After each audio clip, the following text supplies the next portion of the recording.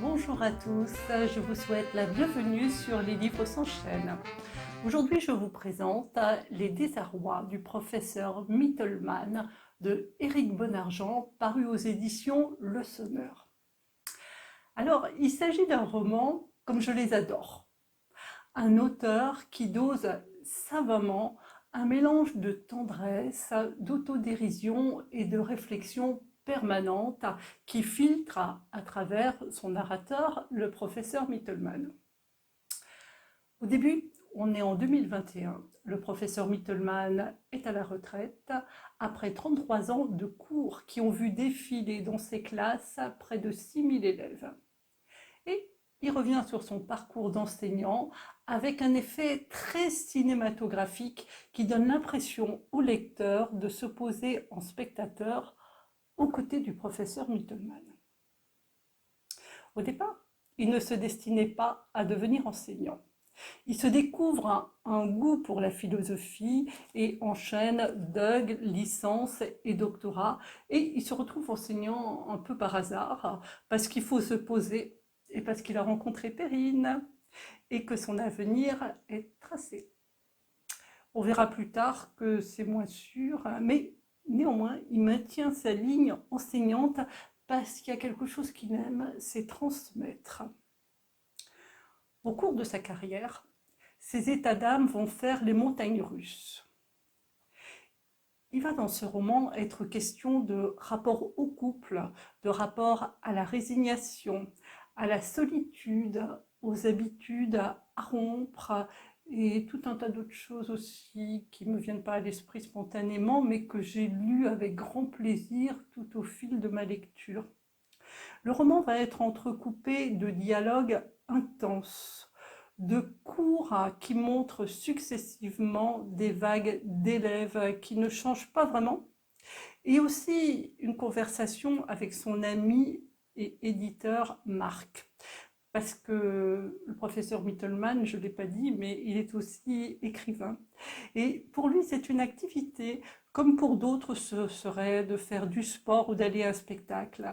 Le professeur Mittelmann écrit, il est publié et il vend entre 1000 et 2000 bouquins à chaque fois, ce qui est un succès très moyen. Je vais vous faire une petite lecture. On est en 2004, on est à la page 127. Polia, Polia, Polia n'est pas là?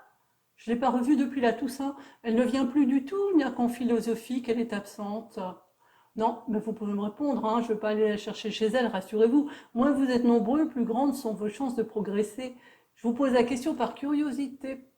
Oui, Soumaïa, de temps en temps, mais seulement dans les matières technologiques. Bon, grand bien lui fasse. Qu'est-ce qu'il y a, Walid? Je suis d'accord avec vous, avec son coefficient, la philosophie ne vous fera pas rater le bac, c'est certain, mais elle peut y contribuer, notamment en ce qui vous concerne, Walid, car vu vos notes dans les autres disciplines, vous feriez bien de limiter la casse dans celle-ci, vous croyez pas? Si vous le dites, oh non, je parie pas, Walid, je vous souhaite de tout cœur de le décrocher, ce bac, ça m'évitera de vous revoir l'année prochaine. Bon, arrêtez de rire les autres, on se calme, on se calme. Elia, oui, silence bordel. J'en vois qu'ils ne sont pas encore sortis leurs affaires, n'est-ce pas, Enzo? Stop. Luciane, oui, Luciane, je suis d'accord avec vous, ils sont relous. Ruskini, merci ma petite Ruski, c'est gentil. Grivor, Divine, Beau, Cétane, oui, j'ai une copine, Cétane, je suis désolée. Ah. Et on termine par le meilleur, Walid. Et oui, vous êtes toujours là, oui, hélas, on se demande pourquoi d'ailleurs. Pardon? Vous avez quel âge, Walid? Vous êtes donc majeur depuis un certain temps. Vous n'allez pas me dire qu'un grand garçon comme vous vient en cours parce que ses parents l'y obligent. Si. Ah, mais puisque vous respectez vos parents, ne croyez-vous pas que vous devriez travailler un minimum? Je suppose que vos parents ne veulent pas seulement se débarrasser de vous, que à leur place, ils veulent que vous alliez en cours pour travailler, vous assurer un avenir, pas pour faire acte de présence. Qu'en pensez-vous? Si c'est pour ne rien faire, autant ne pas venir, non? Mais non, vous n'êtes pas obligé. Regardez Polia, elle ne vient pas en cours et vous savez quoi, Walid? Je la respecte pour ça. Parce qu'elle au moins, elle assume.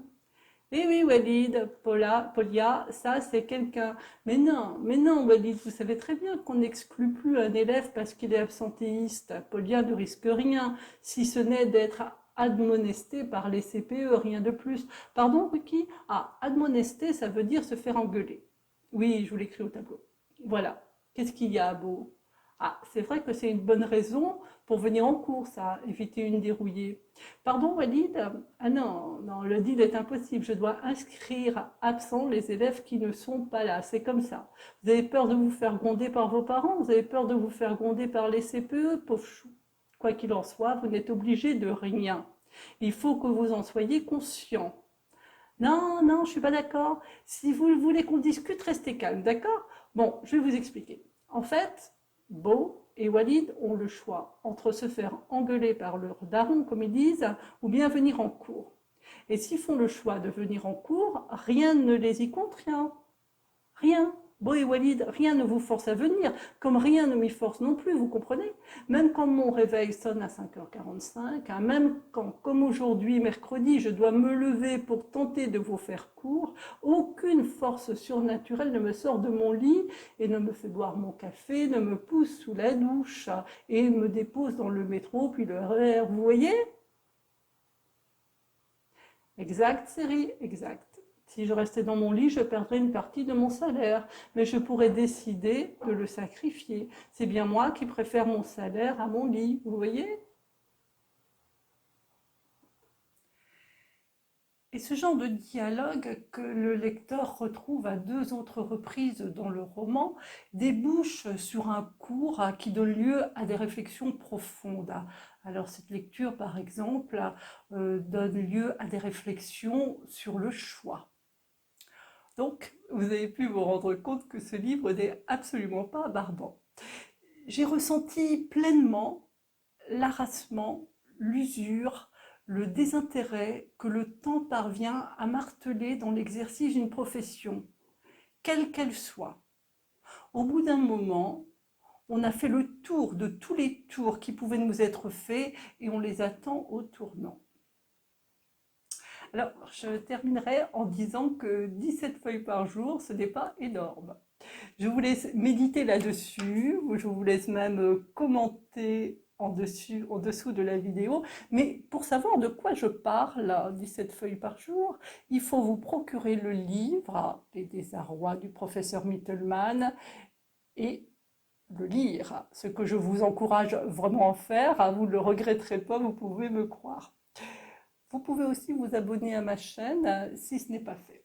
Je vous souhaite à tous une très bonne découverte des désarrois du professeur Mittelman. Je vous souhaite à tous de très bonnes lectures et je vous dis à bientôt sur les livres sans chaîne.